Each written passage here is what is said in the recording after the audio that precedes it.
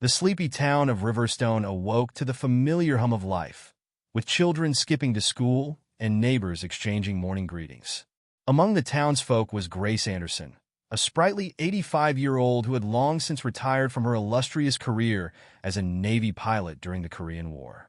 She lived in a quaint house on the outskirts of town, a place she loved for its serenity and strong sense of community. On this particular morning, Grace pulled into Miller's gas station for her routine fill-up.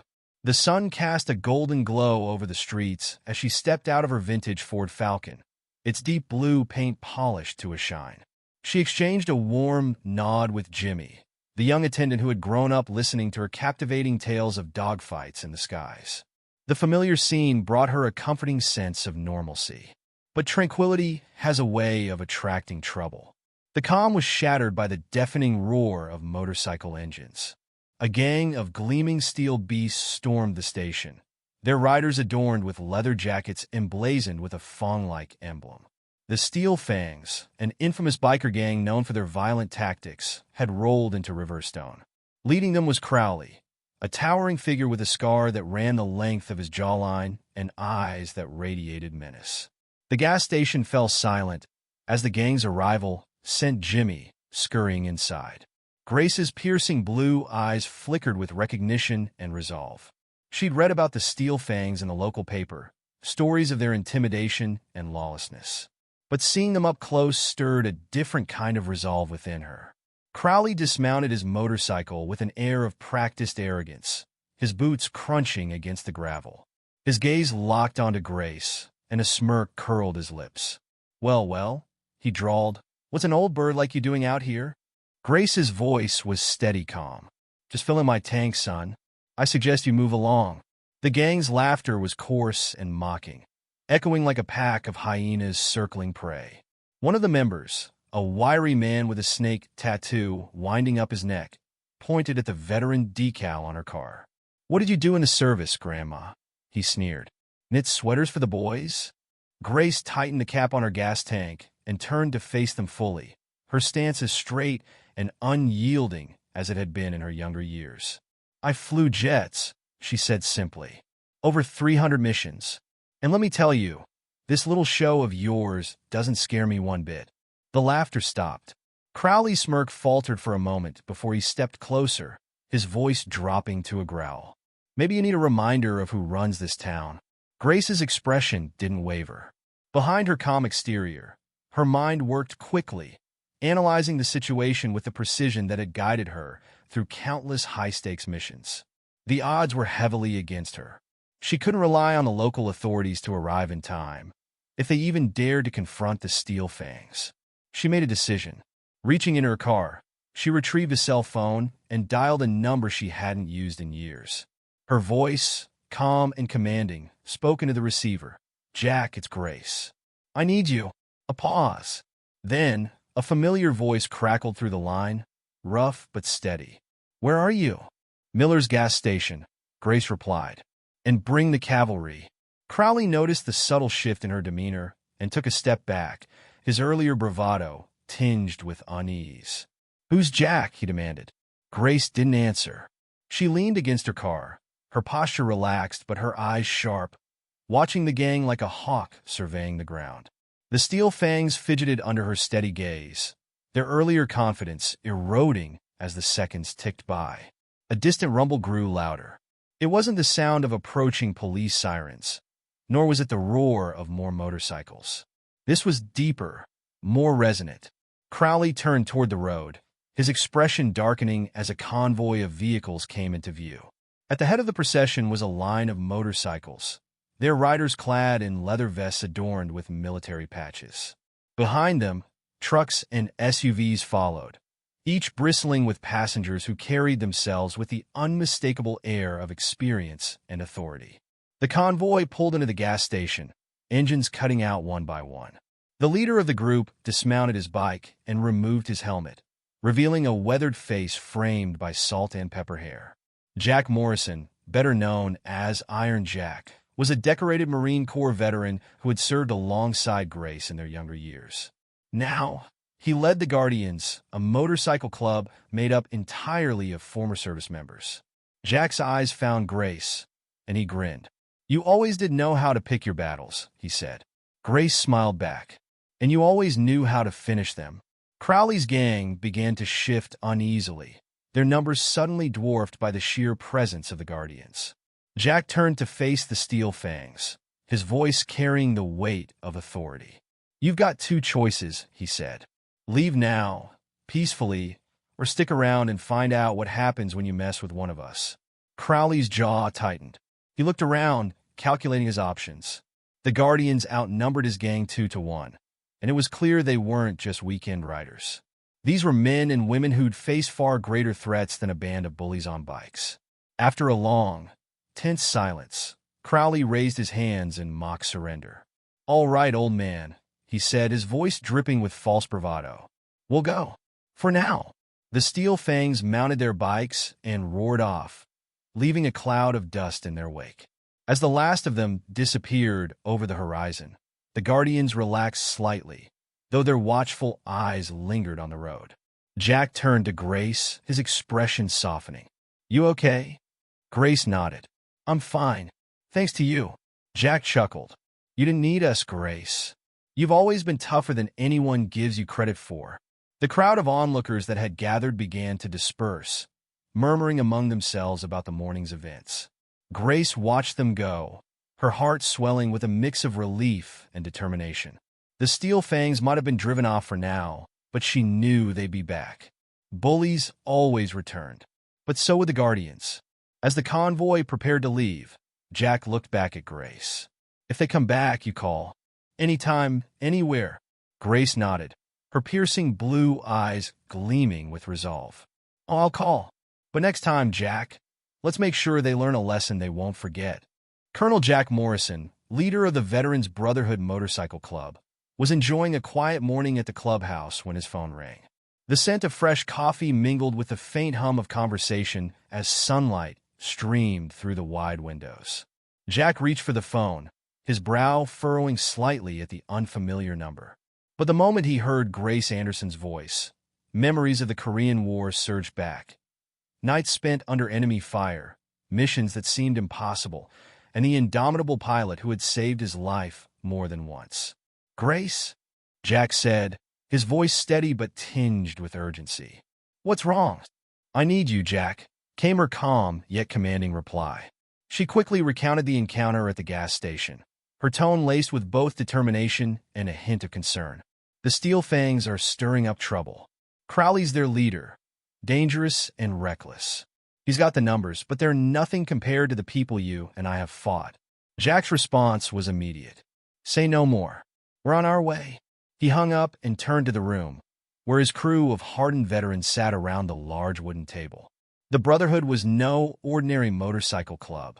Each member was a retired service member who had dedicated their post-military lives to standing up for those who couldn't stand up for themselves. Their code was simple: loyalty, honor, and justice. And when Grace Anderson called, there was no room for hesitation. "Gear up," Jack commanded, his voice cutting through the chatter. "We got a situation in Riverstone." Within minutes, the clubhouse roared to life. Leather jackets were shrugged on, helmets secured, and engines roared to a thunderous symphony. The convoy of over 40 bikers moved out with military precision, their formation tight as they headed toward Riverstone. The sight of the Brotherhood in motion was a force to behold, a reminder that justice had its champions. Back in Riverstone, Crowley and the Steel Fangs were lounging at a diner on Main Street, reveling in their perceived dominance. They laughed loudly, their motorcycles parked haphazardly outside, as townsfolk avoided them with a mix of fear and resentment. But their bravado was short-lived. The distant growl of approaching engines silenced the laughter. Crowley stepped outside, his smug grin fading as he saw the Brotherhood riders approaching. They moved like a wave, forming a tight perimeter around the diner. The contrast between the Steel Fangs' chaotic presence and the Brotherhood's disciplined arrival was stark. Jack dismounted first, his boots hitting the pavement with deliberate force. His presence commanded attention, the aura of a man who had faced death countless times and emerged unshaken. The other Brotherhood members followed suit, forming a line behind him. Each one stood tall, their military patches and insignias a silent testament to the lives they'd led before this. Crowley tried to mask his unease with bravado, stepping forward with a swagger that didn't quite reach his eyes. "What's this?" he sneered, his voice loud enough for his gang to hear. "A retirement home field trip?" Jack's gaze was unwavering. "You've made two mistakes, Crowley. The first was harassing this town. The second was disrespecting Grace Anderson. You don't mess with her. Not now, not ever." The Steel Fangs exchanged uncertain glances, their earlier confidence visibly shaken. Crowley's attempt to laugh off Jack's words rang hollow. "Big talk for a bunch of old-timers," he said, his voice faltering slightly. "You think you can scare us off?" Jack took a step closer, his tone calm but laced with steel. "This isn't about scaring you, Crowley. It's about giving you a choice. Leave now, peacefully, and maybe we'll forget this ever happened. Or stay, and we'll show you what real discipline looks like." For a moment, the street was silent except for the idle rumble of motorcycles. Crowley's bravado faltered completely as he looked around and realized the Brotherhood outnumbered and outclassed his gang in every way. With a snarl of frustration, he barked at his men. "Let's go." The Steel Fangs mounted their bikes and roared out of town, their departure marked by the squeal of tires and the acrid stench of burned rubber. As the dust settled, Jack turned back to Grace, who had arrived at the scene just in time to witness the standoff. "It's not over, Grace," Jack said, his voice low but firm. "They'll be back." Grace nodded, her expression resolute. "I know, but so will we." The Brotherhood lingered in Riverstone that day, their presence a quiet reassurance to the townsfolk who had lived in fear for far too long. They patrolled the streets, speaking with business owners and families, offering protection and solidarity. Grace joined them, her presence a beacon of strength and resilience. As the sun began to set, Jack gathered his crew back at the gas station where it had all begun. The mood was serious but determined. "This isn't just about Grace," Jack said, addressing the group. "This is about this town and what it stands for. People like Crowley think they can take whatever they want because no one's willing to fight back. Well, they're wrong. We're here now, and we're not going anywhere." The men and women of the Brotherhood nodded in agreement, their faces set with determination. They had fought for their country. Now, they would fight for the people who called Riverstone home. Later that evening, Grace and Jack sat together on the porch of her house, the distant hum of motorcycles patrolling the town a comforting sound. "You think they'll stay away?" Grace asked, sipping a cup of tea. Jack shook his head. "Bullies always come back, Grace. But when they do, we'll be ready." Grace smiled faintly, her gaze fixed on the horizon. "Good, because I've still got a few tricks up my sleeve." Jack chuckled, the sound warm and genuine. "I don't doubt that for a second." As night fell over Riverstone, the Brotherhood's resolve burned brightly. They had faced countless battles in their lifetimes, and they were prepared to face this one too. For Grace, for Riverstone, for justice. Word of the incident at Miller's gas station spread like wildfire through Riverstone. Whispers turned into animated conversations, and soon, the whole town knew about Grace Anderson and the Brotherhood's bold stand against the Steel Fangs. The story of their defiance ignited something in the hearts of Riverstone's residents, a glimmer of hope that had long been overshadowed by fear. Grace and Jack wasted no time in harnessing this momentum. They began organizing meetings at the local community center, a modest but welcoming space that quickly became a hive of activity. Flyers were distributed, word-of-mouth invitations extended, and by the first evening, the hall was filled to capacity. Rows of folding chairs stretched from wall to wall, occupied by townsfolk eager to hear what Grace had to say. When Grace took the stage, the room fell silent. Her presence commanded respect, not because of her age, but because of the quiet authority she carried. Dressed in a simple navy blazer adorned with a single lapel pin from her service days, she stood tall, her piercing blue eyes sweeping over the crowd. "They thrive on fear," Grace began, her voice steady but resolute. "The Steel Fangs think they own this town because we've let them. But fear is only as strong as we allow it to be. Together, We're stronger than any gang." The crowd murmured in agreement, emboldened by her words. Grace continued, sharing stories from her military days, times when unity and resilience had turned impossible odds into triumphs.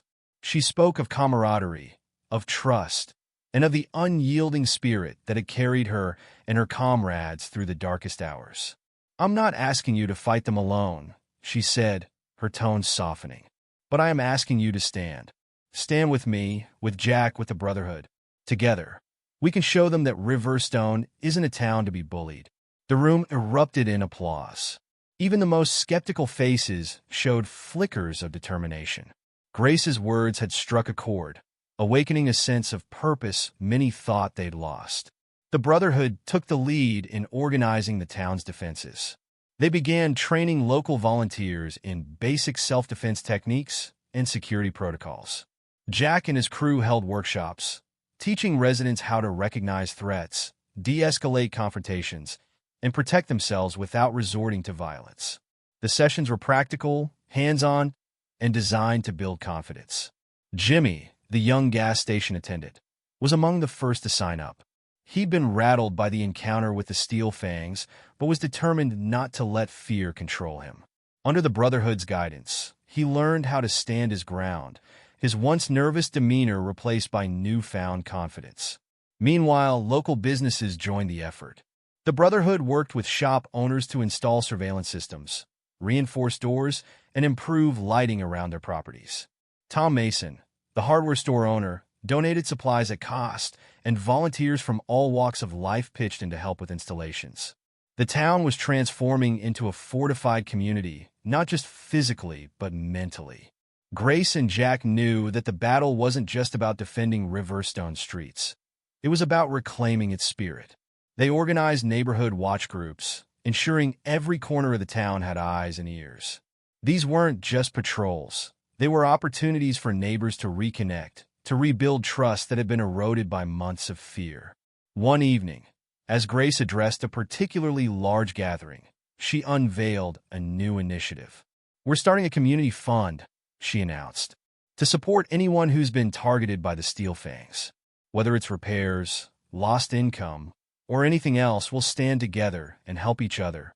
The announcement was met with enthusiasm. Donations began pouring in, not just money but supplies, time, and skills. Sarah Chun, a retired accountant, volunteered to manage the fund, ensuring transparency and efficiency. The sense of collective effort grew stronger with each passing day. Despite the progress, Grace and Jack knew the Steel Fangs wouldn't back down easily. Their scouts reported sightings of the gang regrouping on the outskirts of town, their numbers bolstered by reinforcements. The tension was palpable, but so was the resolve of Riverstone's people. One night, as the Brotherhood gathered at Grace's house to strategize, Jimmy burst in, breathless. "They're back," he said, his voice trembling. "I saw them near the old mill. They've got more bikes than before." Jack nodded grimly. "We knew this was coming. Time to show them what Riverstone's made of." The Brotherhood mobilized swiftly, their movements as coordinated as a military operation. They alerted the neighborhood watch groups, who took up their positions, and ensured the town's most vulnerable residents were safely accounted for. Grace joined the effort, her leadership inspiring everyone around her. When the Steel Fangs finally rode into Riverstone, they found a town transformed. Lights illuminated every street. Watch groups patrolled with radios in hand, and the Brotherhood's motorcycles were stationed at key points. Crowley and his gang hesitated at the sight, their earlier confidence wavering. Jack stepped forward, flanked by Grace and several Brotherhood members. "This is your only warning," he called out, his voice carrying across the town square. "Leave now or face the consequences." Crowley's smirk was gone, replaced by a scowl. He revved his engine, a defiant gesture, but the gang didn't move. Behind Jack, the people of Riverstone began to emerge. They stood in doorways, on porches, and in the streets, their presence a silent but powerful statement. This was their town, and they weren't going anywhere. For a long moment, the air was thick with tension. Then, one by one, the Steel Fangs began to retreat. Crowley lingered, his gaze locking with Jack's before he finally turned his bike around. The gang disappeared into the night, leaving Riverstone in victorious silence. Cheers erupted, echoing through the town as relief and triumph swept over the crowd. Grace smiled, her heart swelling with pride. Riverstone had stood its ground, proving that unity and resilience could overcome even the darkest threats. As the night wore on, the town celebrated its newfound strength. Grace and Jack stood side by side, watching as neighbors laughed, hugged, and shared stories. Riverstone wasn't just a town anymore. It was a family, one that had learned the true meaning of courage. "They'll come back," Grace said quietly, her gaze on the horizon. "Maybe," Jack replied, "but so will we." Predictably, Crowley didn't take the challenge lying down.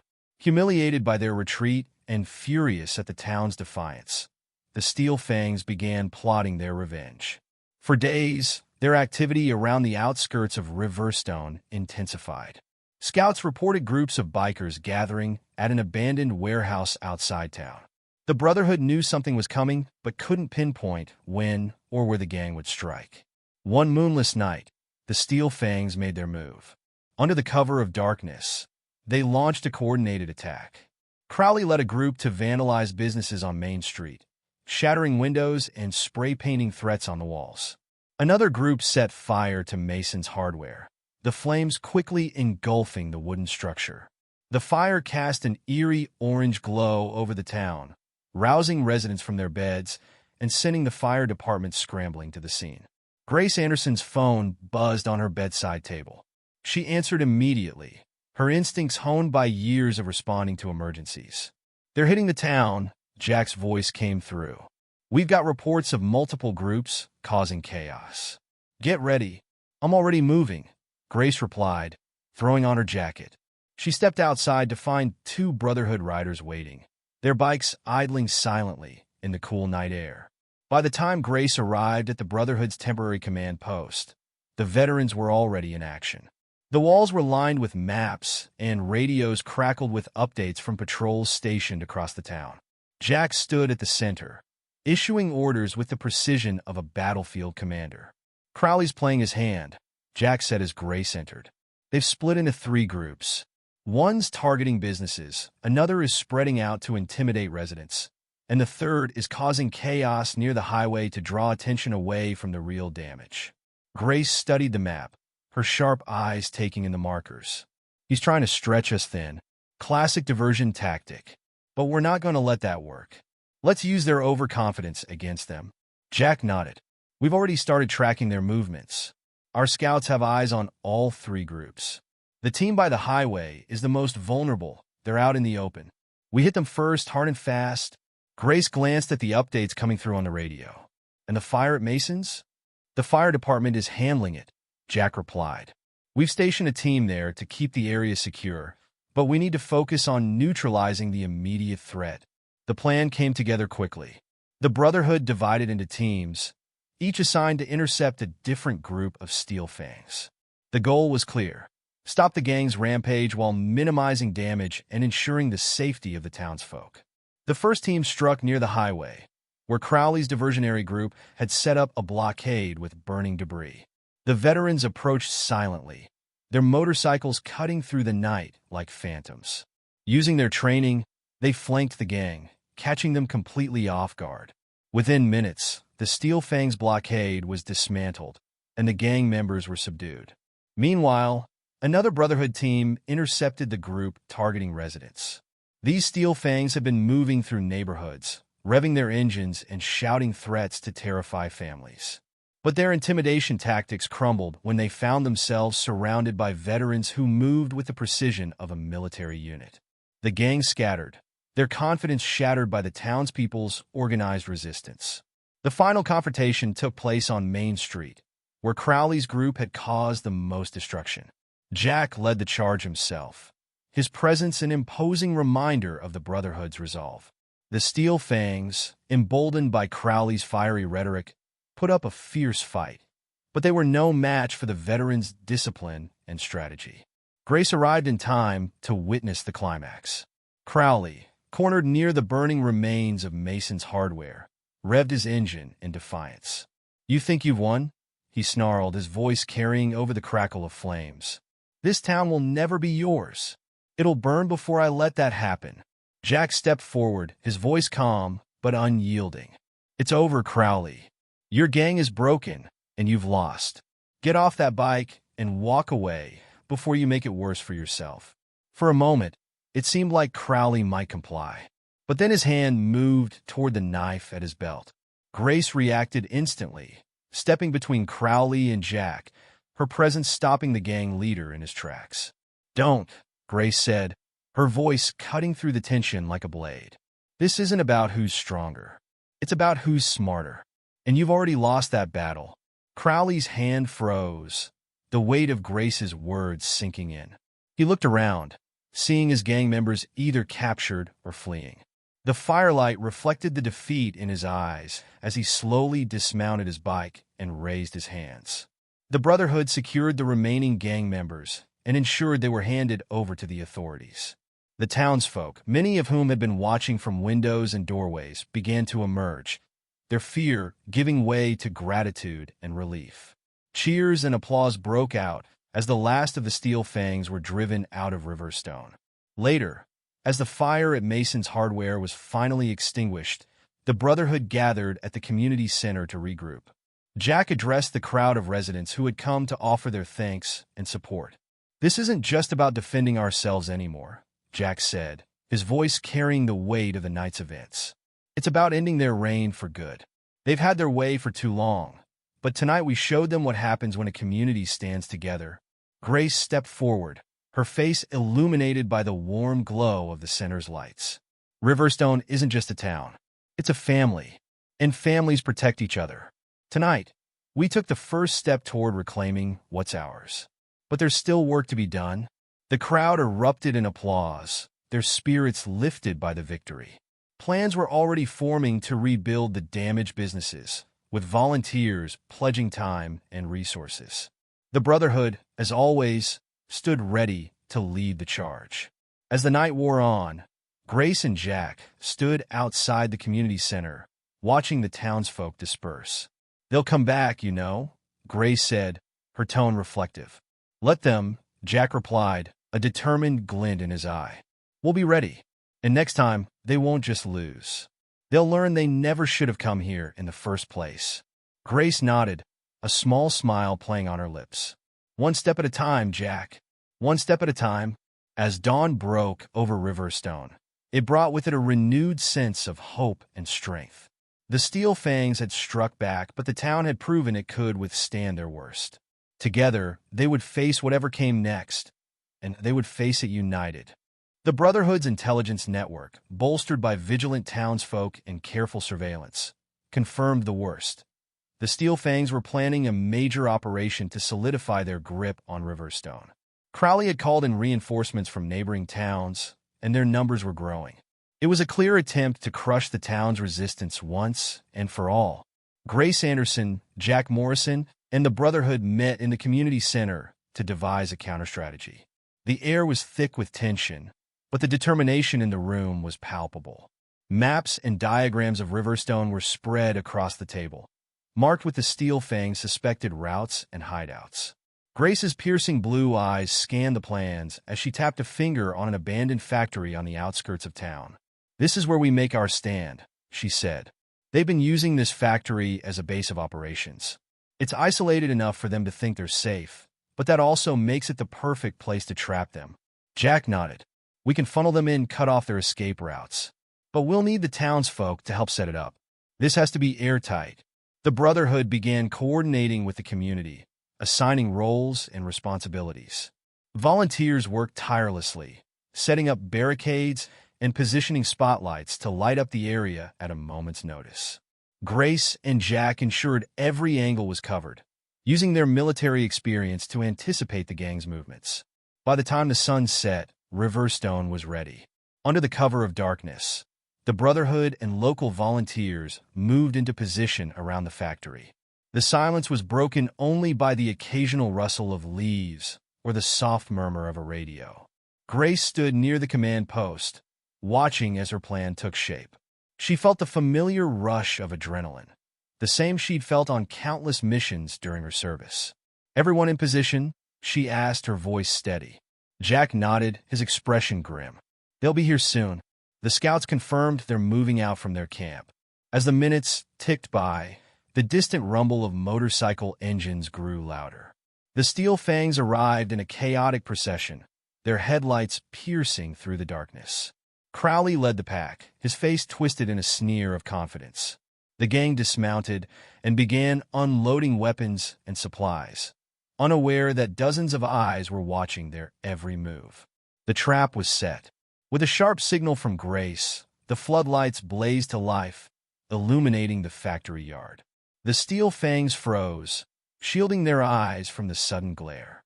From every direction, Brotherhood members and townsfolk emerged, their presence overwhelming and their resolve unmistakable.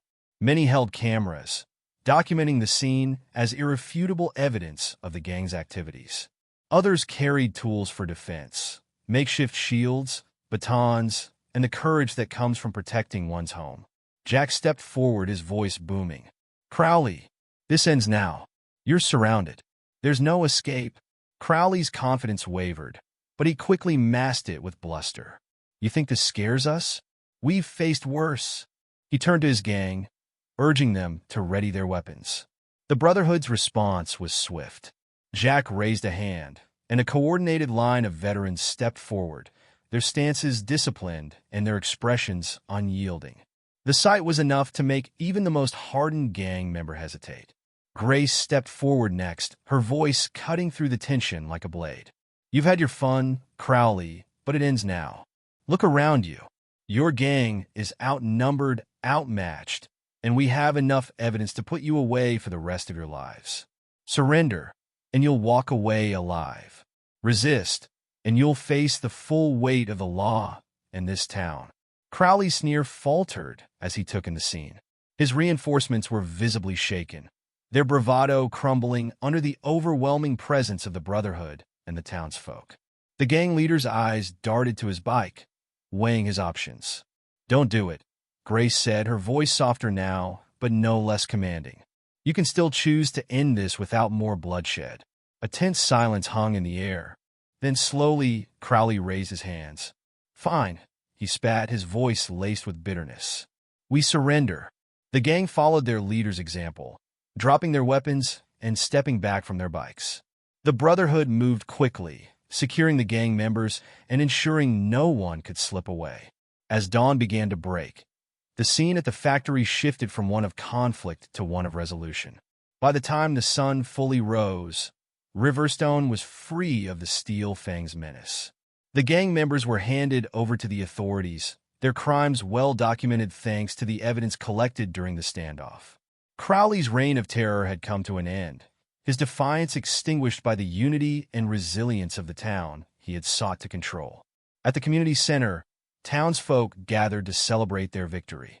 The atmosphere was one of relief and triumph, but also determination to ensure that nothing like this could happen again. Grace addressed the crowd, her voice filled with gratitude and pride. "This wasn't just a victory for the Brotherhood or for me," she said. "This was a victory for all of us. For every shop owner, every family, every child who calls Riverstone home. We proved tonight that no matter how strong the threat, we are stronger together." The crowd erupted into applause, their cheers echoing through the hall. Grace stepped back, allowing Jack to take the stage. "We've won a major battle," Jack said, "but this isn't the end. The work doesn't stop here. We'll keep building, keep protecting, and keep standing together. Because that's what makes Riverstone what it is." As the celebration continued, Grace found a quiet moment to reflect. She stood outside the community center, watching the sunrise paint the town in warm hues. Jack joined her, handing her a cup of coffee. "You did good tonight," he said. "We all did," Grace replied, a small smile playing on her lips. "But it's not just about tonight. It's about what comes next. Crowley might be gone, but there'll always be someone else who thinks they can take what doesn't belong to them. We have to be ready." Jack nodded. "And we will be, thanks to you." As the first rays of sunlight touched the town square, Riverstone stood renewed. Its people had faced their darkest hour and emerged stronger, united by a shared purpose and an unshakable belief in each other. The Steel Fangs were gone, but the bonds forged in their wake would endure for generations to come. With the Steel Fangs disbanded and their leaders in custody, a palpable sense of relief settled over Riverstone. The threat that had loomed for so long had finally lifted, but the scars left behind, both physical and emotional, would take time to heal. Grace Anderson and the Brotherhood understood that their work was far from over. The next chapter was about healing, rebuilding, and ensuring that such fear would never return. The morning after the final confrontation, Grace gathered with Jack Morrison and a group of townsfolk at the community center. The mood was a mixture of exhaustion and hope, as residents recounted the destruction the Steel Fangs had caused.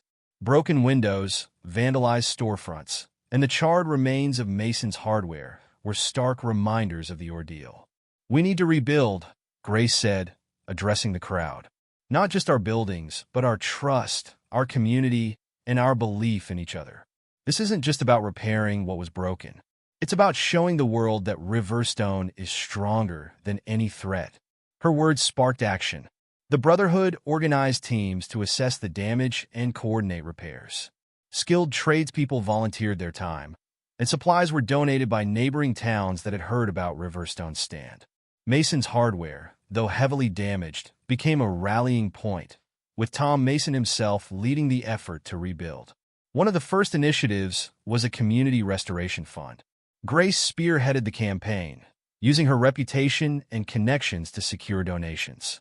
Sarah Chun, a retired accountant, managed the fund with meticulous care, ensuring that every dollar went toward rebuilding efforts. Local businesses that had suffered losses received grants to get back on their feet, and families affected by the gang's intimidation were given support to recover. But rebuilding wasn't just about structures. Grace believed in offering a path to redemption for those who sought it. Several former Steel Fangs members, disillusioned with their leader and grateful for a chance to change, approached the Brotherhood and the town council, asking how they could make amends. "Everyone deserves a second chance," Grace told the council during a meeting. "But it's up to them to earn it. Let's give them the opportunity to prove they're more than the mistakes they've made."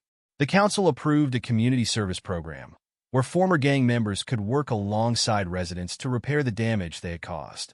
Under the Brotherhood's supervision, they cleared debris, painted walls, and rebuilt storefronts. Skepticism lingered among some townsfolk, but as the weeks passed, the sincerity of these efforts began to win people over. James "Snake" Walker, once a prominent member of the Steel Fangs, became a symbol of this transformation. Known for his aggressive demeanor, James now worked tirelessly to repair Mason's hardware. His quiet determination and willingness to shoulder the hardest tasks didn't go unnoticed. One afternoon, as James was repairing a section of the roof, Tom Mason approached him. "You don't have to work this hard," Tom said, his tone both curious and cautious. James paused, wiping sweat from his brow. "I do," he said simply, "because I helped tear this place down. It's only right that I help build it back."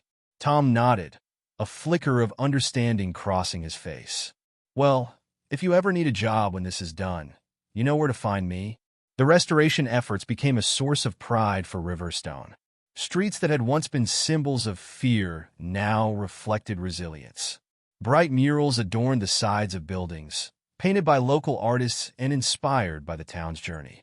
One mural depicted Grace and the Brotherhood standing side by side with Riverstone's residents, a powerful reminder of what they had achieved together. Beyond the physical repairs, Grace and the Brotherhood focused on strengthening the community's bonds. They organized events at the community center, from potluck dinners to workshops on self-defense and conflict resolution. These gatherings brought people together, fostering a sense of unity that had been absent during the gang's reign. One evening, during a town hall meeting, a young woman named Ellie stood up to speak. Her family's bakery had been targeted by the Steel Fangs, and she had lived in fear for months. "I just want to say thank you," Ellie said, her voice trembling with emotion. "To Grace, to Jack, to everyone who stood up for us. You gave us our town back, and now it feels like home again." Her words were met with applause, the sound carrying the collective gratitude of the entire town. As Riverstone rebuilt, neighboring towns took notice.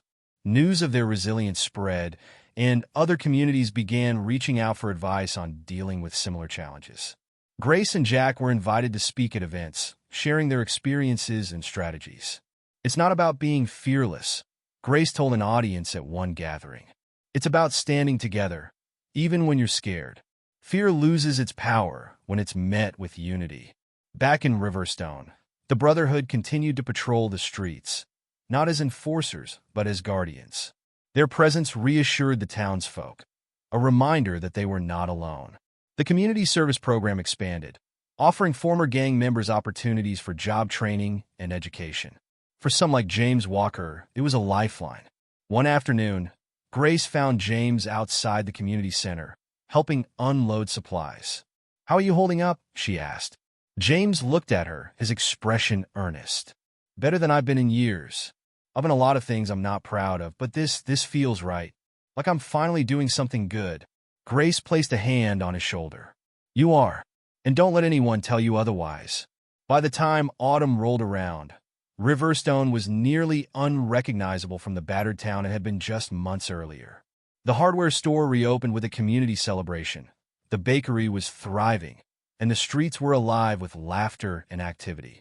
On a crisp October morning, the town gathered in the square for the unveiling of a new plaque. It read, "To the people of Riverstone, who stood together when it mattered most.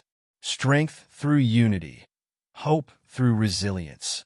Grace stood among the crowd, her heart swelling with pride. Jack joined her, his expression mirroring her own. "We did it," he said.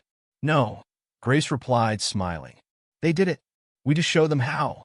As the crowd dispersed, Grace took a moment to look around the square. The town was healing. It was stronger, more united, and more determined than ever. Riverstone had faced its darkest days and emerged brighter, a testament to what people could achieve when they refused to let fear define them. Months had passed since the Steel Fangs' reign ended, and Riverstone was unrecognizable from the embattled town it once was. The scars of the gang's violence, shattered windows, scorched buildings, and shaken spirits, had given way to vibrant murals, flourishing businesses, and a sense of security that was palpable in every corner of the community. The story of Riverstone's resilience had spread beyond its borders, becoming a symbol of hope for other towns grappling with similar threats. Journalists and community leaders came from far and wide to learn how this small town had stood up to organized intimidation and come out stronger. At the heart of every retelling was Grace Anderson, a once quiet retiree whose courage and leadership had sparked the transformation. Grace, now 91, had reluctantly embraced her role as a public figure. She spoke at town halls and community events, her presence commanding without ever feeling intimidating. Despite her newfound notoriety, Grace remained the same humble woman Riverstone had always known, quick to deflect praise onto others. "This town didn't survive because of me," she often said. "It survived because of us, because people believe in each other when it mattered most." The Veterans Brotherhood Motorcycle Club, led by Colonel Jack Morrison, continued to play a vital role in Riverstone's recovery. No longer just protectors, the Brotherhood had become mentors, teachers, and community leaders. They organized workshops on self-reliance, teaching everything from basic repairs to cybersecurity. Their clubhouse, once a hub for their internal meetings, was transformed into a community center open to all. One brisk Saturday morning, the Brotherhood hosted a Unity Festival in the town square. The festival was a celebration of everything Riverstone had overcome and everything it had become. Stalls lined the streets, offering homemade crafts, baked goods, and memorabilia commemorating the town's journey. At the center of it all stood a stage where Grace was scheduled to speak. As Grace approached the podium, the crowd, a mix of residents, visiting community leaders, and former Steel Fangs members who had turned their lives around, fell silent. The weight of the moment was evident in every face, young and old. "I never imagined I'd be standing here today," Grace began, her voice steady despite the emotion she carried. "When I first moved to Riverstone, I thought I was coming here to find peace, to live out my days quietly. but life as a way of surprising us. It reminded me that strength isn't just about what we endure, but what we choose to fight for. She paused, looking out at the crowd. Riverstone's story isn't just about overcoming fear. It's about what happens when people stand together, when we refuse to let fear dictate our lives. And most importantly, when we believe that even the worst of us can find a way back to the light. The applause that followed was thunderous, filled with gratitude and admiration. Grace stepped back from the podium, allowing Jack to take her place. The grizzled leader of the Brotherhood looked out at the crowd, his expression one of pride and resolve. "This town has shown the world what unity looks like," Jack said. "But this isn't the end of our story. It's just the beginning. Riverstone will keep standing, not because of any one person or group, but because of all of you. Every single one of you makes this place what it is." The festival continued well into the evening, a testament to the strength and joy that now defined Riverstone. As the sun dipped below the horizon, lanterns illuminated the square, casting a warm glow over the festivities. Former gang members like James, Snake, Walker helped run the event, their presence a quiet reminder of the power of redemption.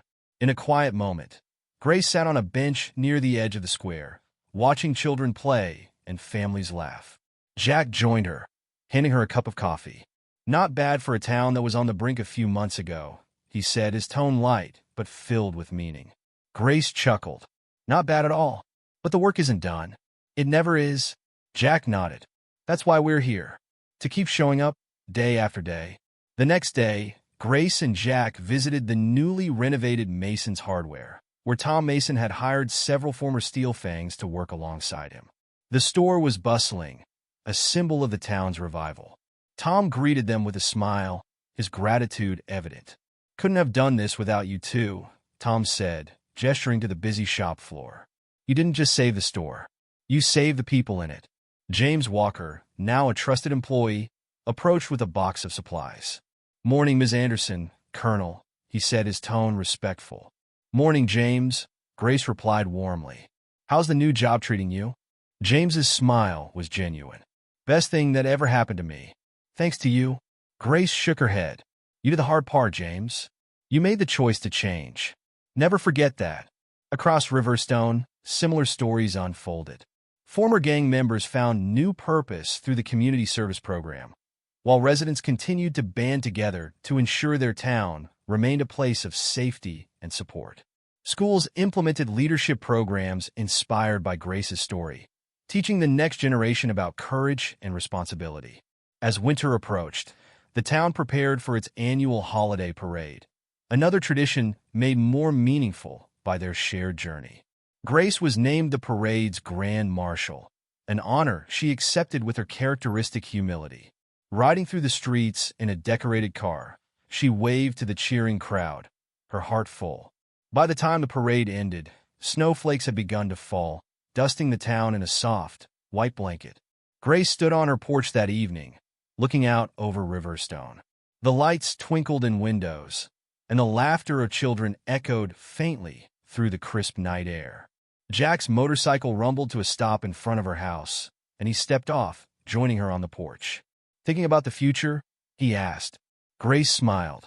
"Always. This town is more than I ever imagined. And it's just the beginning." Jack nodded, his gaze thoughtful. "We've built something special here.